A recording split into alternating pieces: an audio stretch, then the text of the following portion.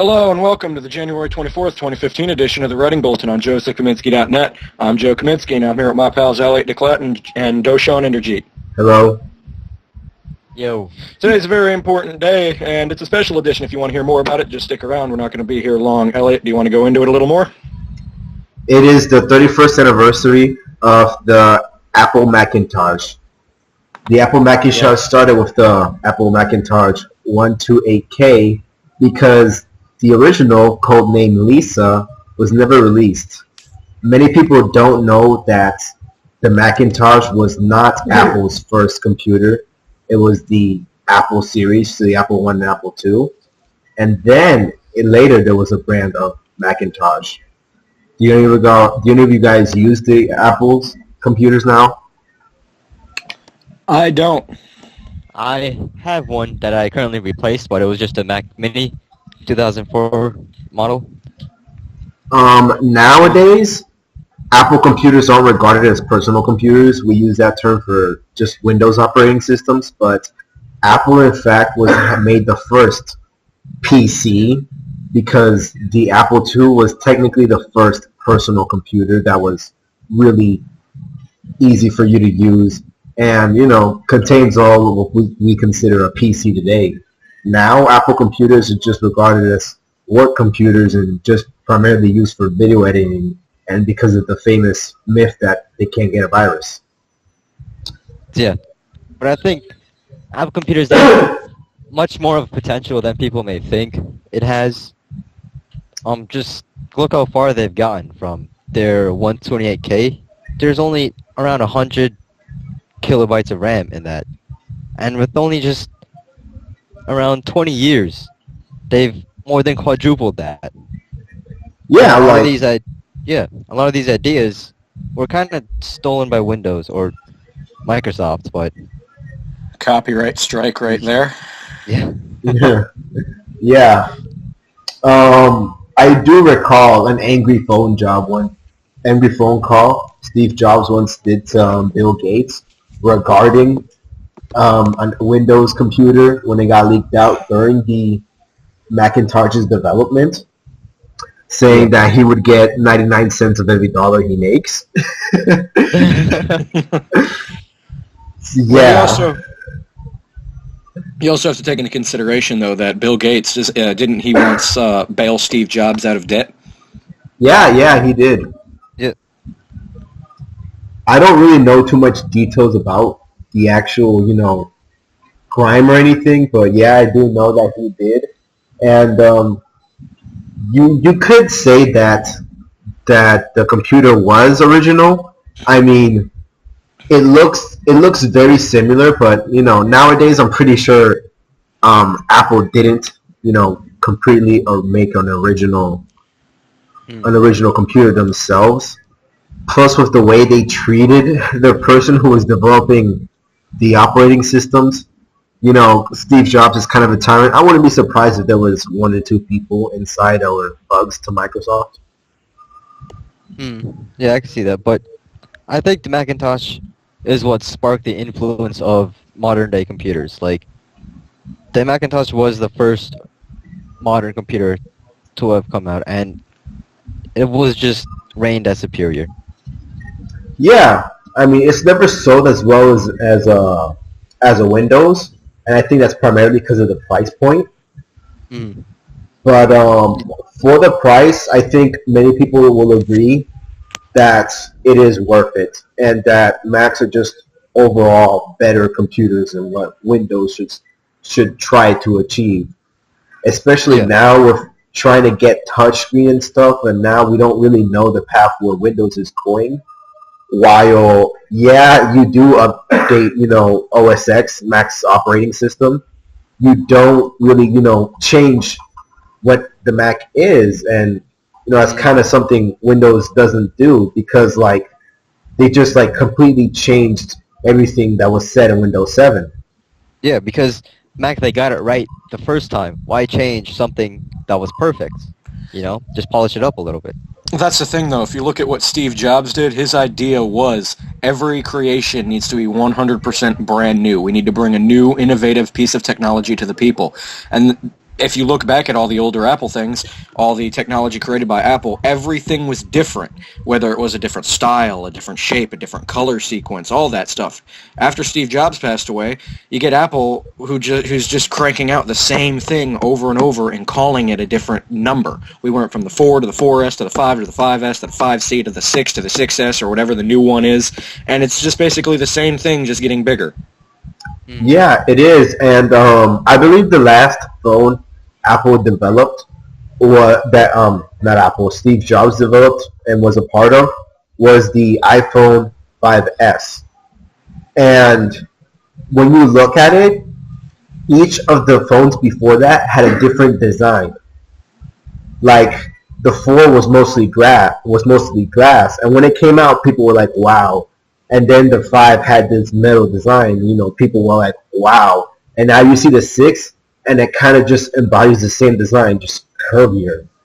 Yeah. And the 5, in my personal opinion, was just the same thing as the 4, just without voice control and with Siri. yeah, That's the only physical change I can actually see in those two. But you also have to take a look at how all of Apple's stocks have gone with the actual programs themselves. Apple pretty much has gotten to this point where they realize we don't need to be innovative and create the stage when we're already the leading role. Yeah, we are the reason why the stage exists right now to some extent, and it doesn't matter what we do. We can re-release the Macintosh and call it the Mac 2.0 or whatever, and it could be the exact same thing, and you'll have hipsters and loyal Apple fans. Not that I'm calling them the same thing; those tend to be the people who end up going there. Loyal Apple fans will purchase it, no matter how different or how similar in this case the new product will happen to be. Yeah, and I think a lot of the reasons why like the iPhone 5S and the 5C are so mainly expensive, even though it's almost the same thing, is just because you're just throwing a lot more RAM in it, which at a certain point of RAM you don't need any more than what else you're going to use. yeah. I like to think of. Continue. It feels like they're just filling in like filler hardware that doesn't actually benefit you in any way. Like, it can benefit you, but you're never really going to use it, and they're just setting a price tag on that. Yeah, I like to think of Apple and Samsung as two different extremes. Whether you have Samsung over here targeted every tech buff by putting in a whole bunch of unnecessary new technology just so it looks good on paper. Like, a phone nowadays does not need 3 gigabytes of RAM. Yeah. And a phone does not need a 4K display. You can barely tell the difference between a 1080p display and a 720p display, and both look super sharp and super good. And it's just unnecessary, power that has to, and battery life that you're risking just so it looks good on paper, when in reality you look at, 1080p 4K on a phone and you barely notice the difference, and you have to have it side by side to tell. Yeah. What pisses me off about modern day technology isn't the fact that it's so much RAM. I just hate seeing people grab these phones that are as big as a freaking tablet and acting like it's the newest, coolest thing. Like, no, if you want a tablet, get a tablet. I mean, I understand the thing for bigger phones. I don't understand the iPad mini. That was really where it just confuses me. Because, I mean, I understand the idea behind it. Oh, you get the features of the iPad, but, the portability of an iPhone. But it ends up being, instead of, a 2-in-1, it ends up being a 0 in, neither of those things. Instead of being as portable as a phone with the features of an iPad, it ends up being too small to have the features of an iPad and too big to have the portability of an iPhone. And then just being this empty device, a brick, essentially. I don't remember where I read this, but back when this trend started to happen with tablets getting smaller and phones getting bigger, right? People started to pull up the fact that Steve Jobs thought that was stupid. He never thought a tablet needed to be smaller or a phone needed to be bigger. Yeah. And a lot of these new tablets coming out are just, they're not really a smaller tablet. It's more just a bigger phone. That's really all it is. Like, you can't really have the same hardware as the tablet itself, so they just pretty much size up a phone. Yeah, I believe the term for a phone that is bigger than 5.5 and looks like a tablet is called a phablet. Yeah, yeah, I And heard that. yeah, and when you look at them, most of the people who prefer it only prefer it because since they're bigger, you can put more power behind it. Not really much of the big screen. And Yeah. even most people who use the Samsung Note will tell you the only reason I really use the Note is because it tends to have more features than the Galaxy S5, for Mm, instance. Even though it's developed by the same company, they get the stuff yeah. first because there's more power inside it because it's so huge. And most people just use it for that. And I believe if they were to, make have those features on the Note into a smaller form factor, more people would end up buying it in the Note itself. Elliot, Yeah. I got a question for you. Yeah, what is it? What would make you want to purchase the next biggest phone? Not biggest as in size, biggest as in, popularity, break away from your hipster kind of tendencies and actually buy an actual marketed phone. Um, well, right now, I would say it have to have something different software-wise because what we're seeing now in technology is like, oh yeah, this phone's better, it's bigger display, and oh, this phone's better, and we're seeing all this stuff on the outside, but when we look at the inside, it very little changed. If you just look at a screen between Galaxy S3, 4, and 5, it's really different, and so there's not a lot of really features that you could use this hardware for. And so it would have to be something, new on the inside, some software change instead of gimmicky tech that looks nice on the outside. And what about you, Doshan? Well, I think if another one were to come out, I'd rather have it to be, well, to have better portability and survivability, even though those are two kind of hard things that can be merged together. But really, it doesn't need to have anything crazy in it. Just enough processing speed for me to do my daily things, which aren't much. Like, I'm not watching a whole 1080p video on it. Like, I don't need too much RAM. Just something that's cheap. It's nicely affordable. It can survive for as long as I need it to be, and I can carry it places. Like, I don't want a giant bulge in my pocket.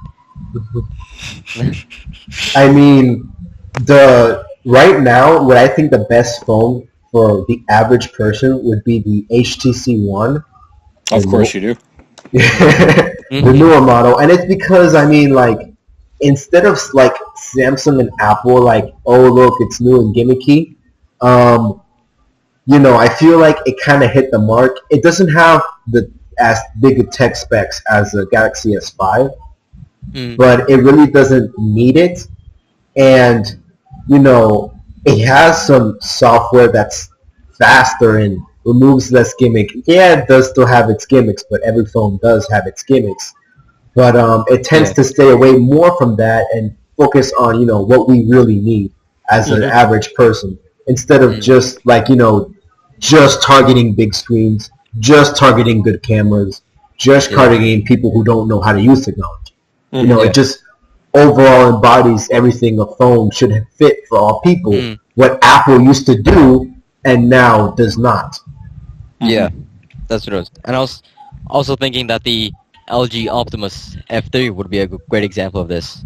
It's really small, has very nice portability, battery life is very nice, and it just does what you need a phone to do, not what you need a computer to do. Exactly.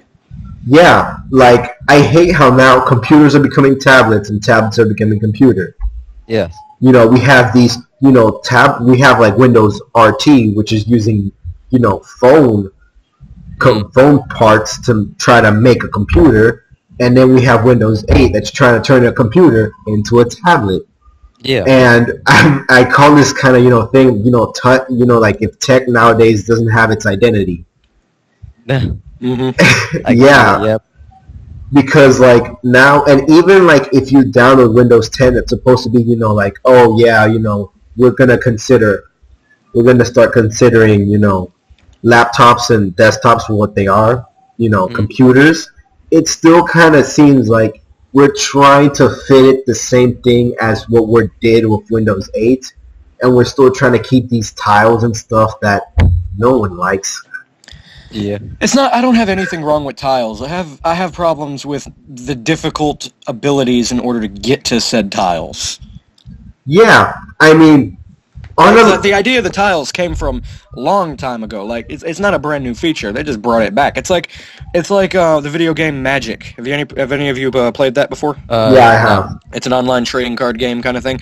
In 2014, their app game, whatever it is, they had this ability where when you finish a game in multiplayer, it sends you back to the same lobby so you can have a rematch. Makes sense, right? Yeah. In 2016, they took that. I mean, not 16. Very sorry. 2015, they took that out. You can't do that anymore. When you finish a multiplayer game, it kicks you back to the main screen of the game. Therefore, you can't easily do rematches. And there's been some speculation saying that, of course, when 2016 comes out, they're going to put that feature back in and say now including, the ability to go to a lobby instead of getting kicked out. They take out stuff to make it come back later to make it seem good. The only thing that, and we saw that with Windows, what is it? They skipped 9, go to 10. Aren't they bringing back the start button? Oh yeah, they're bringing back most of the Windows 7. Exactly. They took it out. Yeah. They said, we don't have this anymore. Get used to it. They did some magic thing to disappear 9. 9 doesn't exist. And then they go to 10, and all of a sudden they're like, now introducing Windows 10, bringing back all the features from Windows 7, and merging it with the shit you didn't like in Windows 8 to start with. Yeah, and it really... here's the thing about Windows 8. It's good for a tablet operating system. Exactly. That's why their phone is decent enough. And I'm going to be honest, you asked earlier, do I have an Apple computer? No. I use Windows for a computer. Do I have an Apple's phone? Yes, I do. I use Apple for my phone systems and my tablet systems. But I just can't get used to a Mac when it comes to it. I have to use Windows when it comes to my programming and my websites and I just have to have a Windows. It's what I'm used to. It's what I'm certified in for all the programs. It's something that I'm kind of stuck with, Well, for me, I'm using a Windows 7 OS right now, and I still like my Mac better. Like, the only problem I really hate about the Windows 7 is all these unnecessary, kind of flowish animations that try to make it look just nice. With the Mac, you don't have that. All you have is the, things that are necessary. The things that prove that it's nice. Mm-hmm. Yeah. And the thing is, maybe it's just because I don't use Mac a lot. Mac just confuses me. I hate their mouse. But, yeah, I've never used that. I hate their mouse. But that's not me complaining or anything. I don't use Mac for computers. My girlfriend does. She loves them. She refuses to even touch my Windows computers. She hates Microsoft. She doesn't want to deal with it. But I'm the same way when it comes to Mac. I'm like, that's the division right here. I don't own that computer. I don't even have it in my house. I don't want it in my house. It's terrible, I don't like their computer program. I'm the opposite of you. You say Windows is a good phone, bad computer, but Apple's is a good computer, semi-bad phone kind of thing. Yeah. Yes, I know we just spent 10 minutes earlier dissing all the Apple phones, how they're all the same now, but I would prefer a Windows computer and an Apple phone than an Apple computer and a Windows phone. Well, I'll actually prefer pretty much a Apple everything, because I see Apple, they've been doing, their OS have been very well made for both computers and a tablet or an iPhone. Mm-hmm. So I'd rather have just the Apple. Everything Apple. Yeah, but Windows for the .exe programs. Y'all probably already heard this already. When the iCloud incident came out, the fappening. Yeah. You guys remember that? Yeah. Big, all over the news. Everyone was going crazy. When that happened, the CEO of BlackBerry, this got on the news. CEO of BlackBerry got on and said, "With my system, the iCloud incident would not have been able to happen at all." Mm-hmm. You remember that? Yeah. Well, that's because no one uses your system. Yeah. That's the issue. And that's a playful little company swing. I understand that. I understand where that's coming from. But what could have been done on Apple's part to not let those hacks happen? We hear about it all the time. I was hacked. My iCloud is twitching. I didn't buy that music on my iTunes. Someone else did. What do you think Apple could do to fix some of that? Well, I think the only way of fixing this is just not use an iCloud. I mean, It's impossible at this point. Everything on Apple is kind of related to an iCloud. iTunes is hooked up to it. Yeah. The internet is hooked up to it. The pictures that you take are hooked up to it at this point. The iCloud, if you have an Apple, congratulations, you can't even get on your phone unless you have an iCloud account. I mean, like, the further technology advances, the further the hackers will advance with it. So you're always going to have these incidents. Mm-hmm. I mean, With the iCloud. when we see what happened in iCloud is apparently from sources say that Apple knew about the vulnerability, but just hasn't come out with a fix yet. And you get a lot of people saying, oh, Apple and so insecure and stuff, when Android have a similar vulnerability, but difference is Android was fixed before it could get leaked. Before stuff could get leaked. I believe Apple kind of has this idea where let's just not fix it until it becomes an issue. Yeah. Yeah.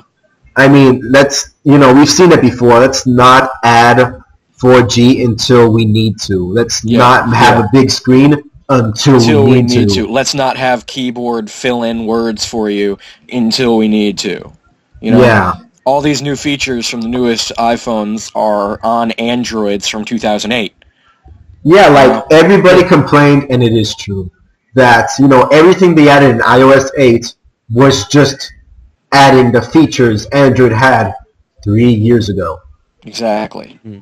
And that's really all the Apple is doing. And we're seeing now that Apple, instead of becoming this innovative company that brings average people and technology together into we're just milking our fan base. Let's copy Android. I would not go that far to say milking our fan base. Like, I understand where you're coming from, and I can probably agree with you in some stages, but I wouldn't go that far. If you look at it, Apple, as I made this analogy earlier, they're sitting back with their all this new staff and all this new head of state and all this, and they're looking at it, and they're going, hey, 31 years ago today, we built the stage, right? Yeah. Now we're just a leading role. And we have rivalries trying to take away our leading role. We have Apple. I mean, not Apple, sorry. Apple is the leading role, and then we have Android and BlackBerry and all the other phone systems out there that are, not necessarily fighting for the lead role, but waiting, What's the newest, biggest Apple release that you heard of, Elliot? The Mac Pro, to be honest. And is that is that huge to you? Yeah, it is. Really? Yeah. All right. What's the newest Android release that is huge that you've heard of? Nexus 6. And is that big to you? Yeah. Exactly. There's my point. Apple brings out something, Android brings out something, Apple, Android, Apple, it's how it works. So you have Apple right now looking at Android and going, wait, how do we do a one-up? How do we say we're Apple? We have the iTunes, we have all this stuff, all this ingenuity, and we're still number one. Well, let's look back at everything we've refused to put in our phones that Apple has refused to work with, that we've refused to work with, that Android has been milking their own fan base with. Because a couple years ago, 3-4 years ago, if you went to an Android user, they'd go, oh, you have an iPhone. Well, I have a keyboard that types itself, and I have, a bigger screen, and I have all this stuff that Apple doesn't have. Now, they can't say that because the newest Apple does, in fact, have it. Mm-hmm. The newest iPhone does, in fact, have it. Well, I kind of see where we're going with that, but I think what Apple's doing is they have all these innovative technology that they're not releasing all into one phone. It's more like they put one into a phone and they release that one, and then they take another one, add it to another phone. Very similar to the Magic 2014 and 2015 issue. Yeah, they're taking out features, putting features in. They're not putting it all in. They're not putting all their eggs in one basket. Yeah. Yeah. It's just so they can keep their customers coming into another phone every couple of months, rather than having one phone that can last you 2 years or so, which they can do. I've had the same phone, not the same phone because I have Apple Care and it's broken twice and I've had to go get it replaced, but I've been in the same quote-unquote generation of iPhone since 2011 now. So I don't fall into that. I'm not the one that goes, hey, newest iPhone. You know, I have the iPhone 4. I'm like legit 5 in the past right now. Because 4S, 5, 5S, 5C, 6, and then the bigger 6, the 6 Plus, I believe is what it's called. Yes.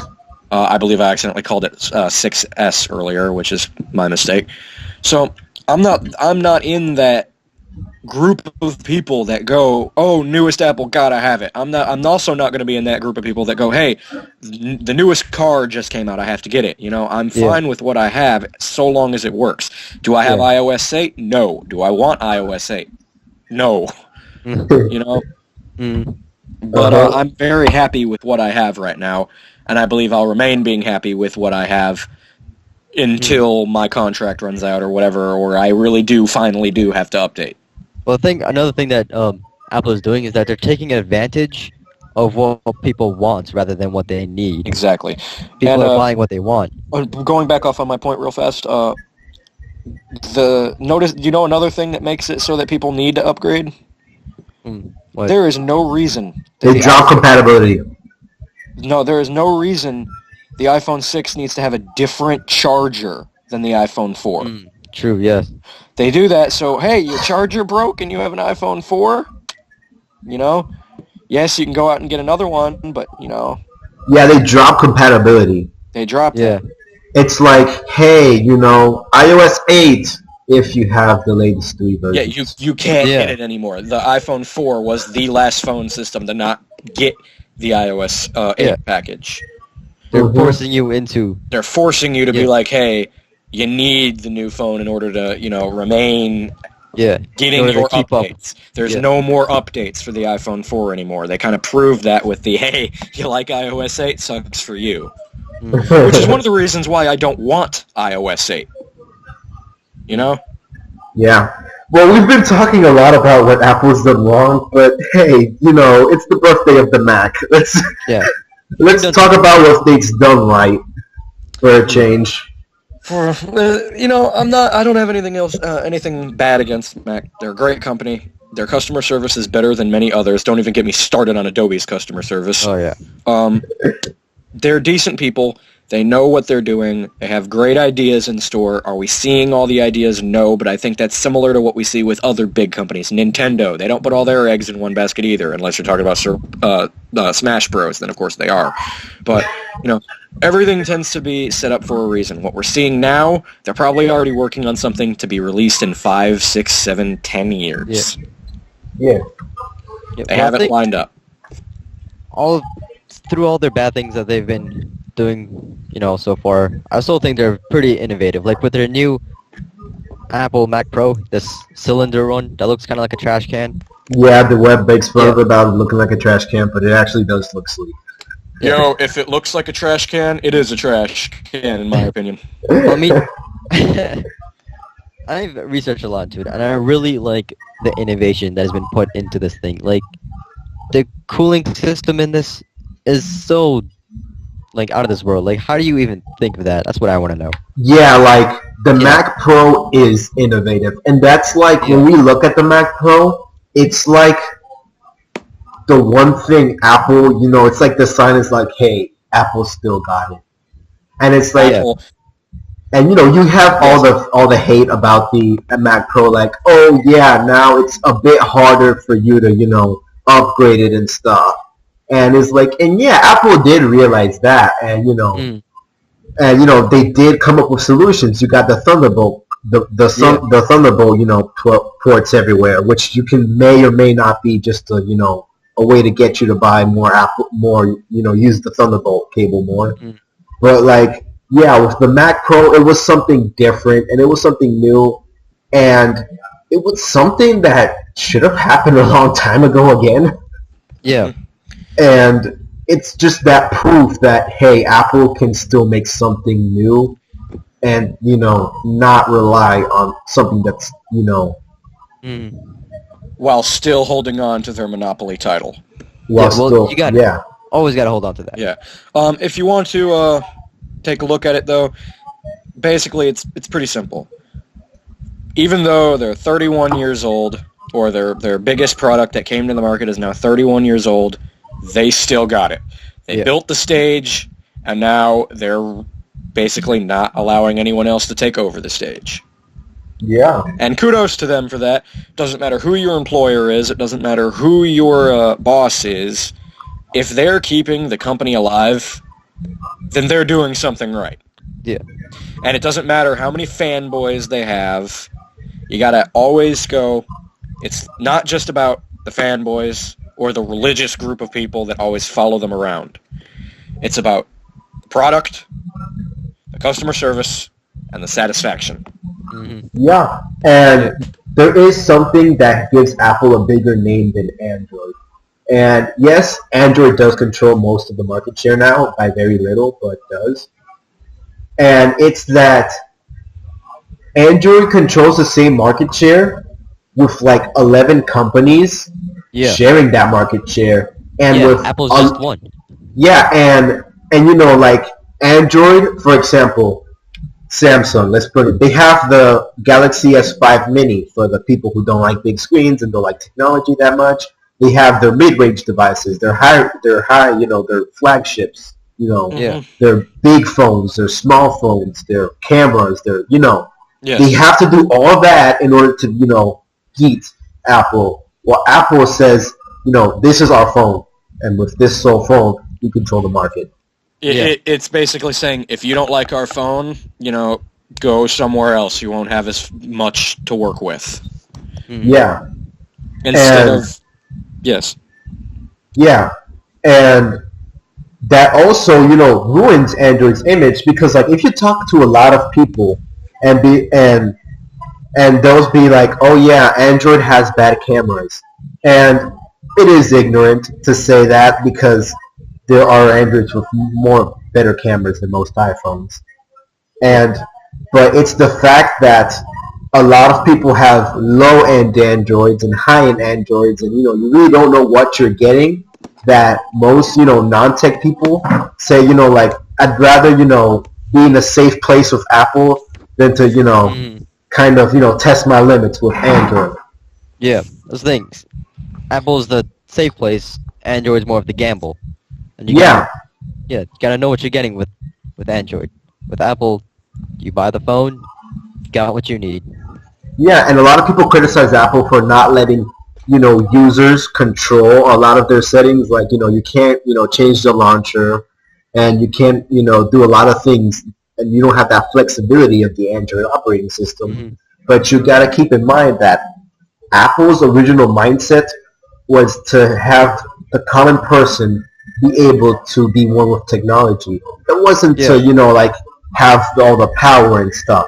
It was to, you know, I believe one of Steve Jobs' inspiration was Apple was the fact that he saw a deer when it was being born, that it stood up right away and just started walking. And Steve Jobs wanted that with computers. He wanted you to grab a phone and to unlock it and to browse the web, and you don't have to think twice or have to, you know, call customer support. Yeah.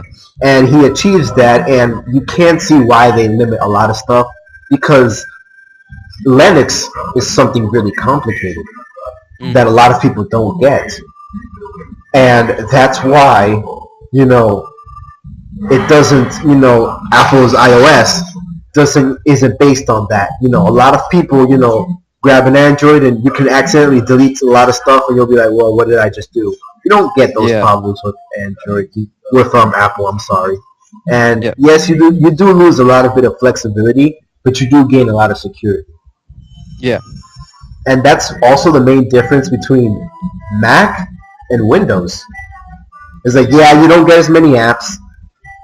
Yeah, you don't get some of the, you know, features but it is more secure. And I believe out of 10 Windows apps that stop responding, you get like one in the Mac that does.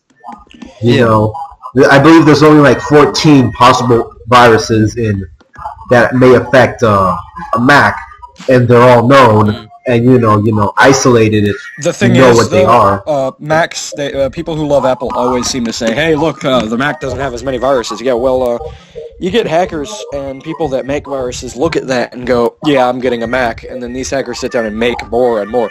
I don't believe there's about 14 anymore. I think that we've gotten to that point where so many hackers have heard that we're a Mac, we're invincible, that they've just decided to make that their focus now.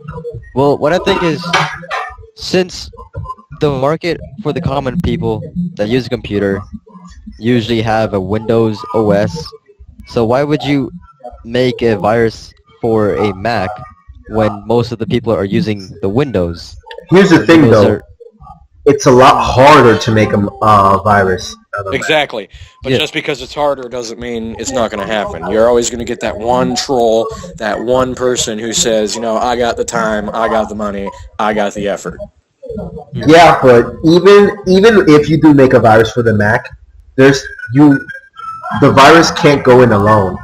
Exactly. Because, with the way it's set up, because it's based on Unix, and unless Apple with their security and stuff, it won't let an individual program just randomly start writing program files and doing stuff like that, because it'll be like, whoa there, you don't know what you're doing. And Apple's limit on the user inadvertently makes it also harder for a virus to I very much agree.